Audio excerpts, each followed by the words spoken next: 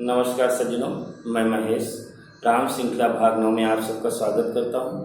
सज्जनों, पिछले अंक में हमने देखा कि किस तरह से माता सती ने कठोर तप किया प्रभु शिव जी को अपने पति के रूप में प्राप्त करने के लिए।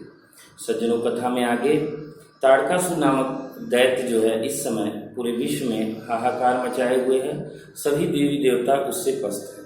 सभी देवता ब्रह्मा जी के पास जाते हैं उसके मरने का या उसे मारने का उपाय पूछने। ब्रह्मा जी बताते हैं कि यदि शिव जी का पुत्र हो जाए तो वह उन्हें मार सकता है, जैसा कि उसे वरदान प्राप्त है।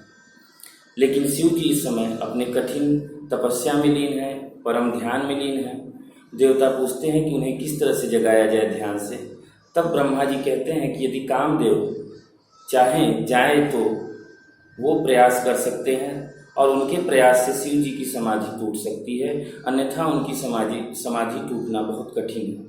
सभी देवता कामदेव जी के पास जाते हैं और प्रार्थना करते हैं कि आप शिव जी की तपस्या को भंग करें।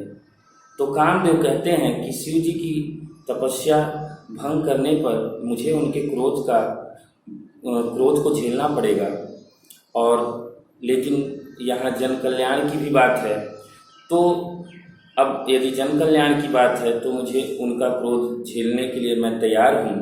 तब कामदेव जी कहते हैं, तदपि करब मैं काजू तुम्हारा, श्रुति कह परम धर्म उपकारा, परहित लागी तजै जो देही, संतत संत प्रशंसहि तेहि। अर्थात तथापि मैं तुम्हारा काम तो करूँगा ही, क्योंकि वेद दूसरे के उपकार को परम धर्म कहते हैं।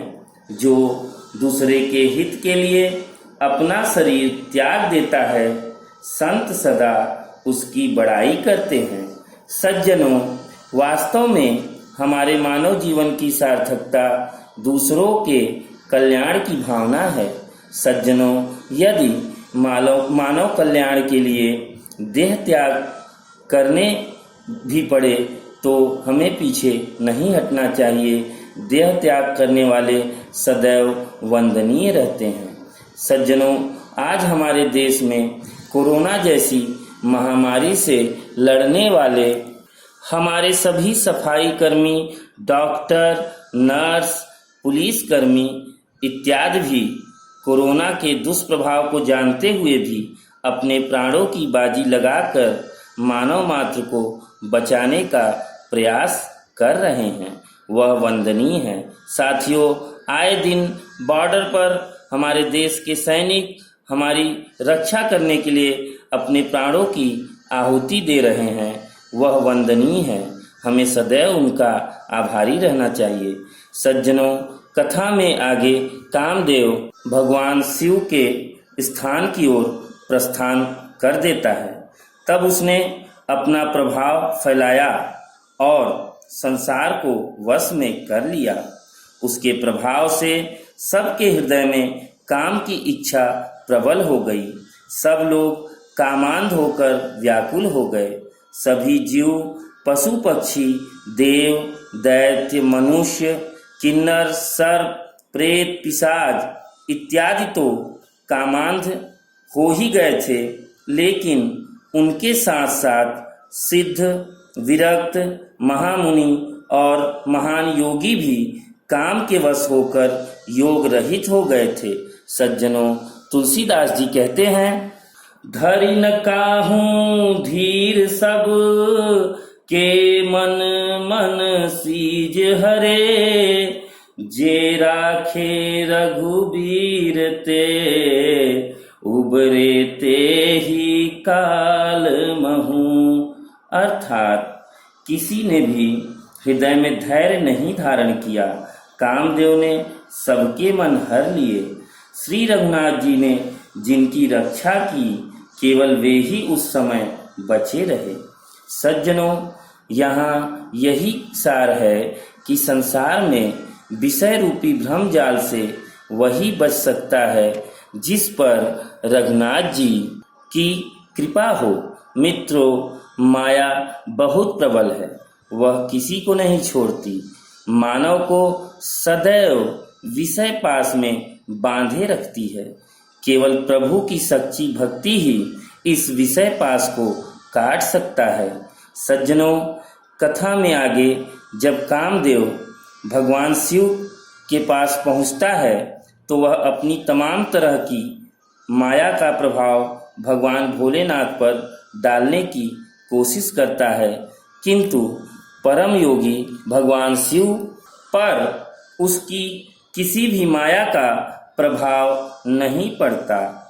कामदेव क्रोधित हो उठा। उसने क्रोध में भगवान शिव पर 5 अति तीक्ष्ण बाण छोड़े जो सीधे भगवान शिव के हृदय में लगे, जिससे उनकी समाधि भंग हो गई और आंख खुलते ही जब उन्होंने कामदेव को देखा तो उनकी तीसरी आंख खुल गई और उस आंख से देखते ही कामदेव जलकर भस्म हो गया और उसका सारा प्रभाव संसार पर से हट गया। सभी योगी मुनि तपस्वी निष्कंटक साधना में लीन हो गए। सज्जनों, मैं यहाँ कहना चाहूँगा, भगवान शिव का तीसरा नेत्र मनुष्य के विवेक का प्रतीक है।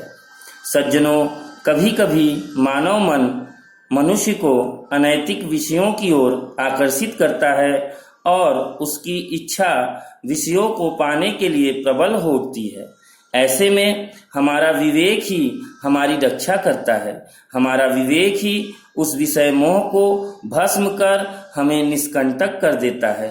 सज्जनों, कथा में आगे कामदेव के भस्म हो जाने के बाद उसकी पत्नी रति भगवान शिव से क्षमा याचना करने लगती हैं और कामदेव को जीवन देने की प्रार्थना करने लगती हैं।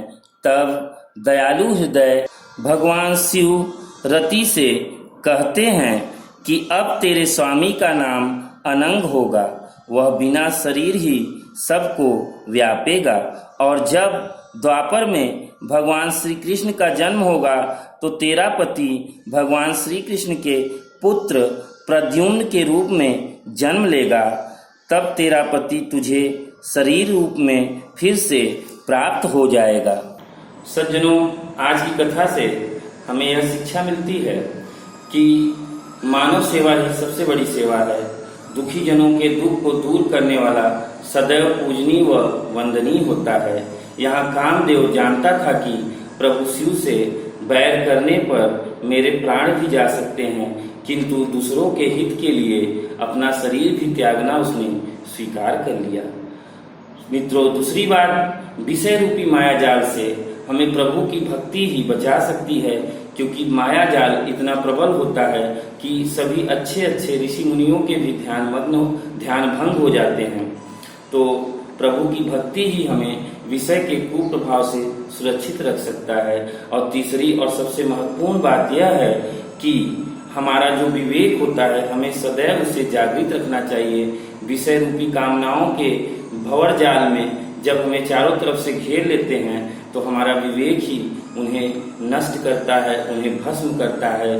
शिव जी का तीसरा नेत्र हमारे विवेक का प्रतीक है कि हमें अपने ऊपर विषय विकारों को हावी नहीं होने देना चाहिए और अपने विवेक रूपी तीसरे नेत्र से उसे भस्म कर देना चाहिए।